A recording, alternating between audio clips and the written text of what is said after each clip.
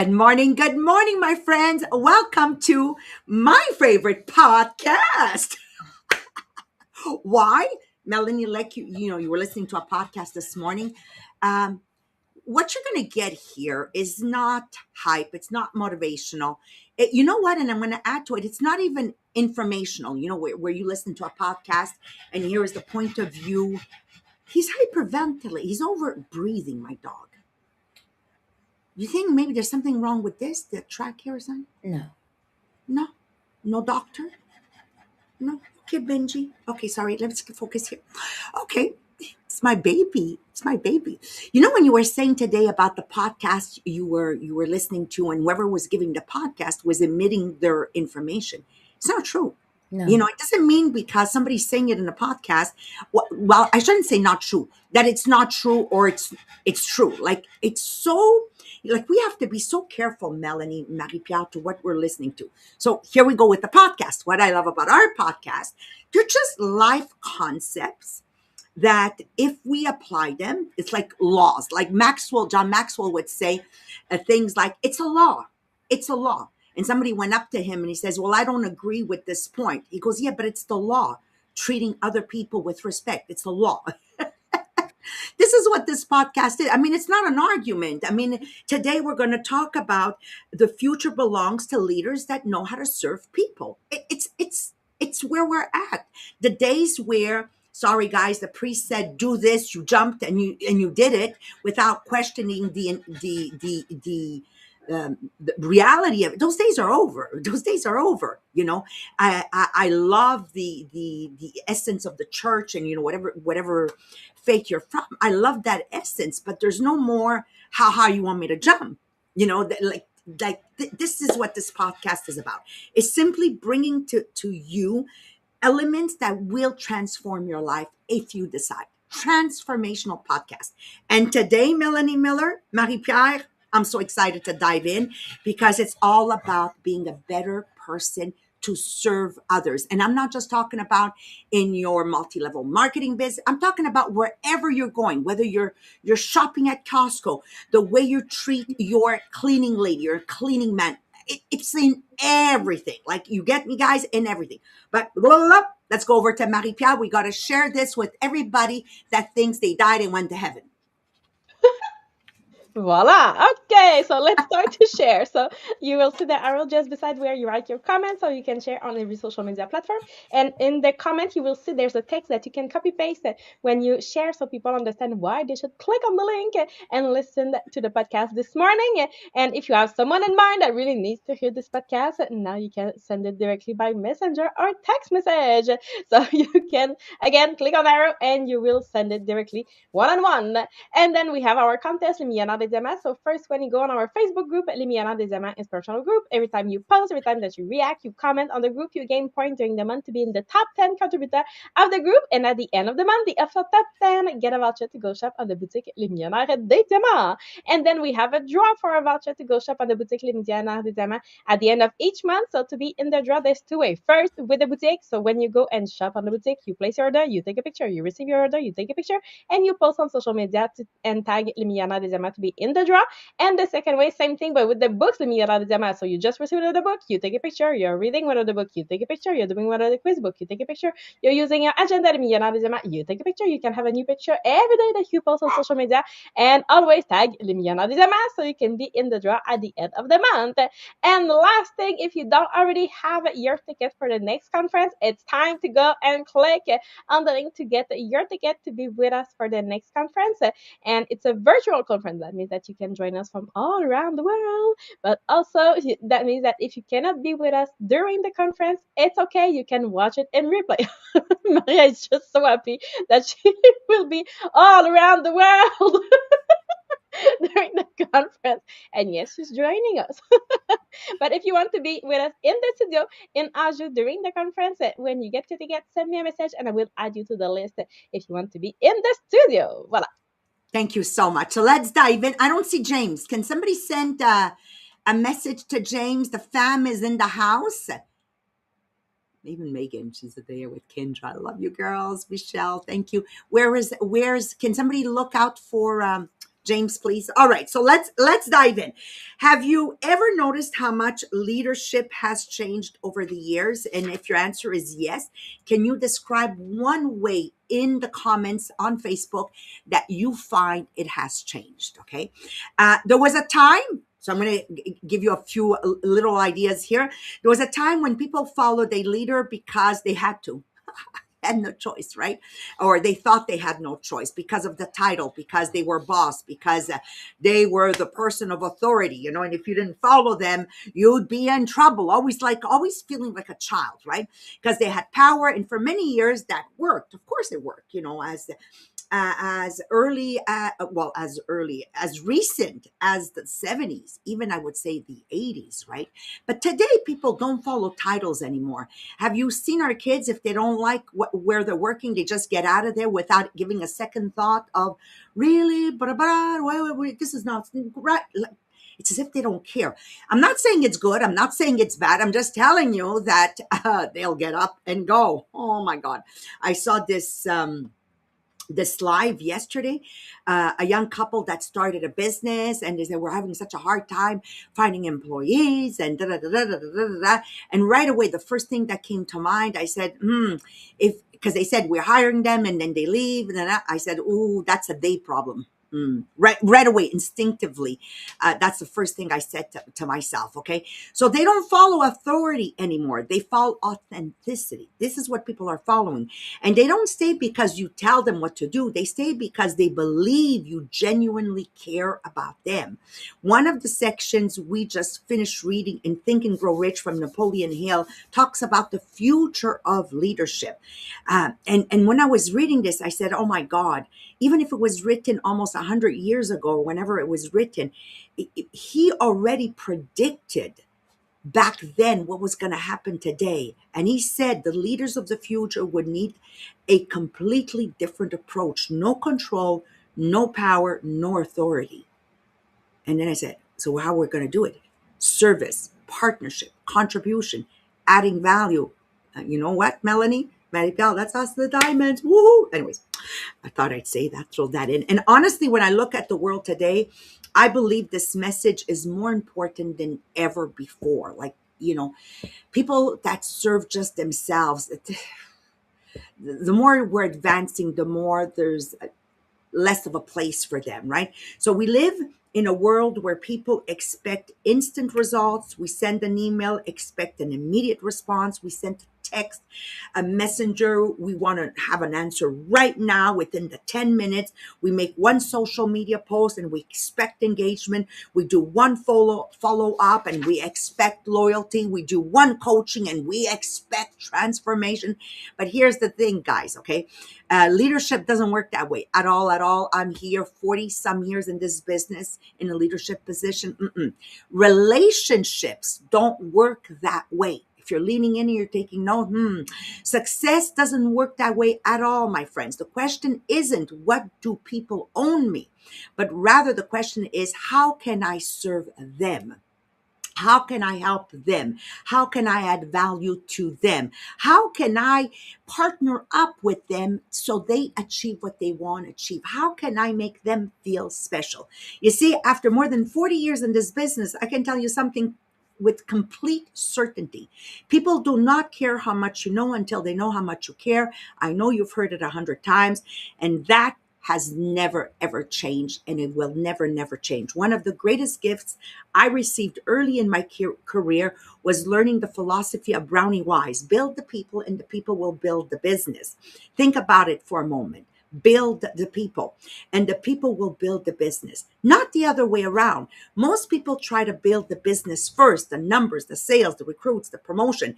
But the leaders who create something that lasts uh, for years and years and years, which is focusing on building people, are those that are still standing today. And as I'm growing older in this business and I see many leaders in my position jump, quit, being pulled out, whatever. I understand now more than ever before because it's always been about them. And you got to get away from that. So I never saw myself as a boss. I never woke up thinking, how can I get more from my people today? Instead, my question has always been and still remains, how can I serve them better today? So I can tell you with certainty that many people, this is why I love you, Melanie Miller. Many people have climbed the ladder of success in my business or other businesses, and they've been able to clear out their debts, and they've been able to even clear their mortgage, have money put away, become millionaires, multi-millionaires. And then all of a sudden, they stopped meeting with people. They stopped coaching. They stopped listening. They stopped developing others. And if I looked at some leaders' calendars right now in the last 30 days, what they did, I might find some of them did zero greet and meets with brand new recruits. Some of them must have done zero coaching, monthly reviews, etc. They no longer are hungry. Rick Goings once he said, and I remember him making me stand up in Barcelona at a huge conference we had it where I got the statue you see right here, the woman here, and he says, Maria Mariano stayed hungry. Even if she has just earned the award with Mohammed of number one in the world, she is still hungry. And hungry, he was so good for that. Rick Gomes was very special. And he says, for you to achieve your next level, you have to ask yourself, are you hungry in leaving this world a little bit better? So today I watched Sherry Novak building her incredible organization. I watched Marie-France Toupin, how she's building Emmanuel, Natalie, Sylvain yesterday meeting with Sandra and going kilometers away just to host a Tupperware party. And what to say of you, Melanie Miller, and how you build not just your organization, but the entire Les Diamants. My friends, this is what true leadership looks like. So when you look at your last 30 days, go put some, little sticks, 1, 2, 3, 4, 5. How many people did you really build them? How many people did you have conversation with to help them achieve their next level? That is the evidence. Now, to understand the science behind here, I'm going to leave you in the hands of my Melanie Miller. Thank you, Maria. Maria's just introduced us to Napoleon's concept of the new way of marketing services. And before we begin, I think it is worth remembering that Think and Grow Rich was first published in 1937. That's nearly 90 years ago. Yet what Hill is describing feels surprisingly modern. Hill observed that many businesses became so focused on the relationship between employer and employees, profits and productivity, that they forgot the most important person of all, the customer. His argument was simple. The businesses and leaders who succeed over the long term are those who focus on serving others. Today, we might call this servant leadership. The idea that leadership is not about being served, it is about serving. Modern psychology and neuroscience strongly support this idea. Human beings are social creatures. Our brains evolved in groups where cooperation and mutual support increased our chances of survival. Because of this, helping others activates some very powerful systems in the brain. When we genuinely help someone, the brain releases dopamine. This is the same reward chemical associated with achievement and accomplishment. It creates a feeling of satisfaction, a feeling that what we did mattered. At the same time, the brain may release oxytocin, sometimes called the bonding or trust hormone. Oxytocin strengthens social connection and increases feelings of trust and belonging. Psychologists sometimes refer to this as the helper's high. It is one reason why volunteering, mentoring, teaching, coaching, and supporting others often make us feel better ourselves. The brain is literally rewarding us for being useful to other people. The effects are equally powerful. When customers, team members, or friends feel genuinely cared for, their brains respond positively. Stress decreases, trust increases, the brain's threat detection systems become less active. People feel safer, more valued, more respected. And when people feel respected, they become more open, more loyal, more cooperative. This is true whether we're talking about customers in a business, consultants in a Tupperware organization, or members of a family. People naturally move towards those who make them feel valued. This is one reason servant leadership is so effective. Servant leaders ask different questions.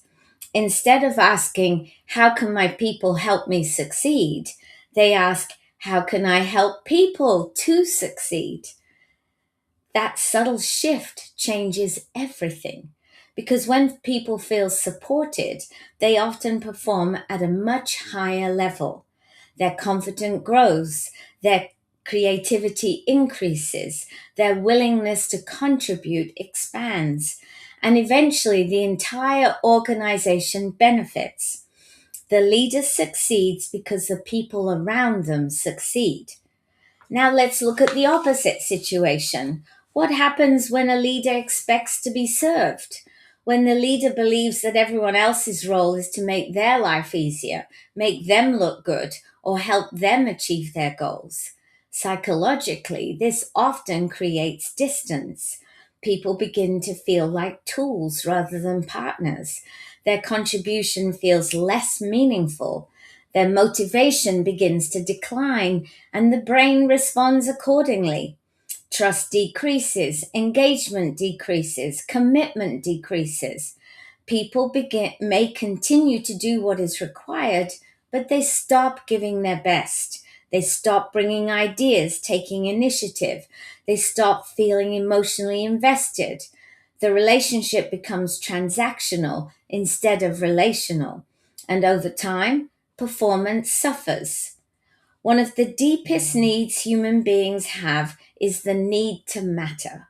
We all want to know that our contribution is important, that somebody notices, that somebody cares. Servant leaders understand this. They recognize effort, they listen, they encourage, they help people grow. And in doing so, they satisfied one of the most fundamental psychological needs we possess, the need for significance.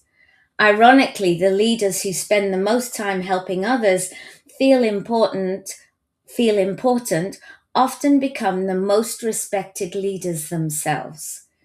Perhaps this is why Hill believed that the future belonged to those who focused on service, because service is not weakness. It is not giving up authority. It is not putting yourself all last all the time. It is understanding that the most successful leaders create value for other people. When we help others succeed, the brain rewards us. When we make people feel valued, their brains respond with trust and loyalty. And when enough people experience those feelings, extraordinary things can happen. Perhaps the greatest paradox of leadership is this: the leaders who focus least on themselves often achieve the greatest success. Because in the end, people do not follow those who demand service, they follow those who genuinely serve. Now I'm going to hand you over to Mary Pierre, who's going to help us discover whether we're truly serving others or expecting others to serve us. Over to you. Thank you, Melanie. So yes, we continue with the quiz that will help us to discover which leadership style that naturally shows up in our everyday life. So is it the leadership from the past or today's type of leadership, the model that we want now? So because leadership isn't revealed in when things are easy, but leadership is revealed in ordinary moment, everyday life. So let's see when those everyday life moment how you will react. So of course you want to answer honestly because you're the only one that will that it helped the most when you answer honestly, when you know exactly where you are right now, because awareness is the first step, so we can start to become better. So let's start this morning. It's easy. It's A or B that you have to choose between. So let's start with question number one. So you have spent 30 minutes explaining something maybe to a team member or your spouse or one of your children, and then the next day they still haven't done it. So do you A, start to say, why don't people ever listen? And you repeat the instruction louder and become frustrated? Or B, you pause and ask, okay, what part wasn't clear? Or what support do you need? What am I missing that I don't understand yet? So A or B. Question number two. You are hosting a meeting or a family gathering, a training or event, and then someone asks a question that challenges your opinion. So do you A, you feel irritated and immediately defend your opposition? Or B, you become curious and invite the discussion even if you don't, if you disagree?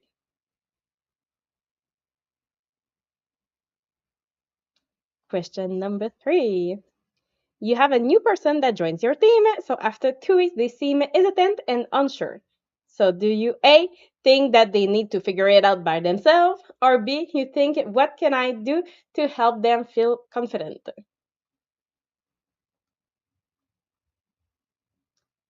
Question number four.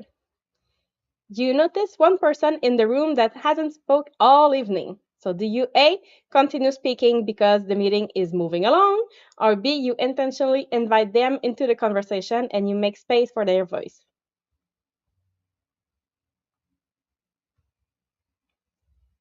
And question number five. You have a person that comes to you really discouraged. So do you A, immediately start giving advice, or B, you listen first and you make sure that they feel understood before they feel directed?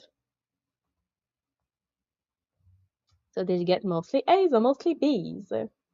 So if you have mostly A, you are the director of people. So you care deeply about result, standard, and performance. So it's important leadership equality, but you may sometimes lead through correction, control, and direction. So the leadership model of the future and today's require more coaching, more listening, and more development of people. So here your growth opportunity is to move from managing people to multiplying people. And if you have mostly B, now you are the builder of people. So you understand that leadership is not about being the most important person in the room. It's about helping others discover their importance. So you don't just solve problems, you build confidence. You don't just create results, you create future leader. And this is the servant leadership model that shape the future. So the question is no longer, how can I get more from people? The question becomes, how can I help people become more? So 3 daily practice to become a servant leader. Number 1, speak last more often. That means in meeting or in family discussion, coaching session, conversation, challenge yourself to hear the other perspective before sharing your own. So people support what they help create. So listen first and speak last. Number 2, look for invisible people. So in every room, there's always someone who feels overlooked. So the quiet person or the new person or the discouraged person. So the servant leader will notice them first and will talk to them. And number 3, leave every person better than you found them. So before ending a conversation, ask yourself, did this person leave feeling stronger, more capable, or more hopeful because of our interaction? If the answer is yes, okay, you led well today, because we have to remember that yesterday's leader built followers, but tomorrow's leader built leader. Yesterday's leader wanted people to need them, but tomorrow's leader want people to grow beyond them. So the future belongs to servant leader. So the question is that we ask ourselves is, when people interact with you, do they feel managed or do they feel empowered?